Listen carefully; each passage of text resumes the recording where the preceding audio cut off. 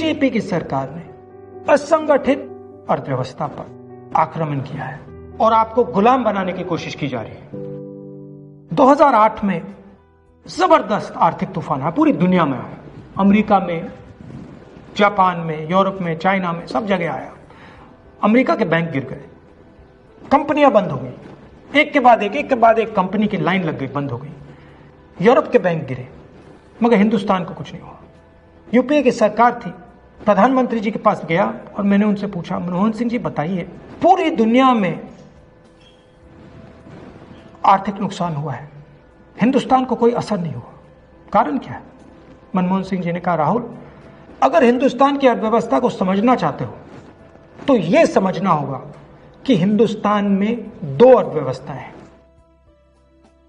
पहली असंगठित अर्थव्यवस्था और दूसरी संगठित अर्थव्यवस्था। संगठित अर्थव्यवस्था में बड़ी कंपनियां, नाम आप जानते हो।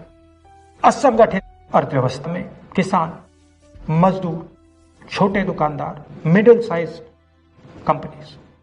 जिस दिन तक हिंदुस्तान का असंगठित सिस्टम मजबूत है, उस दिन तक हिंदुस्तान को कोई भी आर्थिक तूफान छू नहीं सकता। अब आज के दिन आते हैं। पिछले 6 साल से बीजेपी की सरकार ने असंगठित अर्थव्यवस्था पर आक्रमण किया है। 3 बड़े उदाहरण तो मैं आपको अभी दे देता हूं। नोटबंदी, गलत जीएसटी और लॉकडाउन। आप यह मत सोचिए कि लॉकडाउन के पीछे सोच नहीं थी। यह मत सोचिए कि गलती से आखिरी मिनट पे लॉकडाउन कर दिया गया है। इन तीनों का लक्ष्य हमारे इनफॉर्मल सेक्टर को खत्म करने का है।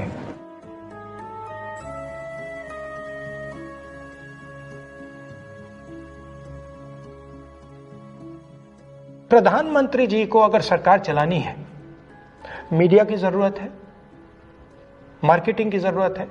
मीडिया और मार्केटिंग 15-20 लोग करते हैं। इनफॉर्मल सेक्टर में पैसा है, लाखों करोड़ रुपए, जिसको ये लोग छू नहीं सकते।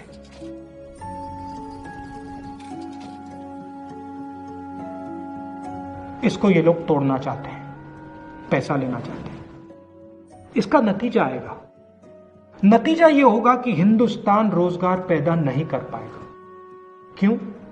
क्योंकि इनफॉर्मल सेक्टर 90% से ज्यादा रोजगार देता है।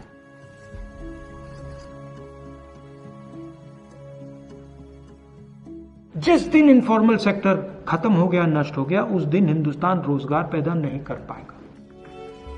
आप ही इस देश को चलाते हो, आप ही इस देश को आगे ले जाते हो, और आपके खिलाफ साजिश हो रही है। आपको ठगा जा रहा है और आपको गुलाम बनाने की कोशिश की जा रही है। हमें इस आक्रमण को पहचानना पड़ेगा और पूरे देश को मिलकर इसके खिलाफ लड़ना पड़ेगा।